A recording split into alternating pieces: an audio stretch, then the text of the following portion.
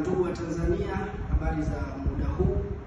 Kwa jina naitwa Comrade Suleiman Hassan Bwana, naibu katibu taasisi ya Mama Samia Sapoti kazi na utu tunasonga mbele taifa kutoka Zanzibar.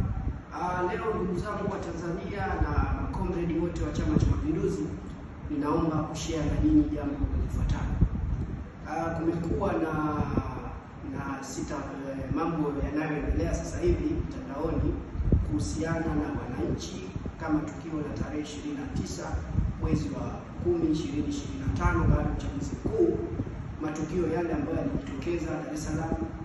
Yote ni matukio ambayo tunasema ni wananchi, kuna baadhi ya mambo kutokufikiwa na kuweza kuingia barabarani, na hii inatokana na kwamba watu wamekosa kufahamu kwa undani na kwa kina ni mambo gani ambayo Rais Dr. Samia Suluhu Hassan katika serikali yake ameyatekeleza au ameyafanya au ana lengo ya kufanya hapo baadaye.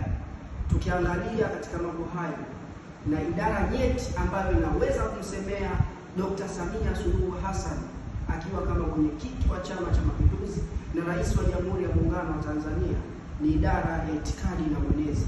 Idara hii ndio idara ambayo ni kiunganishi baina ya serikali, chama pamoja na wananchi.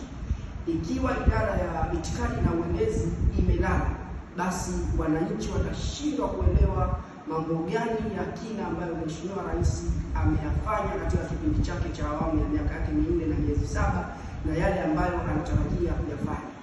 Mfano, ndugu zangu wa Tanzania, tuangalie kwa mfano Zanzibar kipindi cha nyuma kilikuwa na sitafahamu kama ambazo zinajitokeza bara. Kila uchaguzi tulikuwa tunaona, lakini kutokana na kuwepo kwa katibu mwenezi ambaye anafanya kazi zake vizuri, amekuwa na sifa ya kuunganisha wananchi na serikali yao. Kwa kweli tunaona uchaguzi wa mwaka huu umefanyika kwa weledi, umefanyika kwa amani, siasa, mikutano ya kampeni imefanyika kwa amani, kwa weledi na umahiri wa hali ya juu. Ni kwa sababu ya uwezo aliokuwa nao katibu mwenezi wa kuweza kujibu hoja za wapinzani kwa fact. Hivyo katika idara ya uenezi ni idara muhimu sana na idara nyeti sana. Kama itafanya majukumu yake kwa weledi na uwekevu, basi imani yangu kubwa ni wananchi kutambua mambo gani ameyafanya Mheshimiwa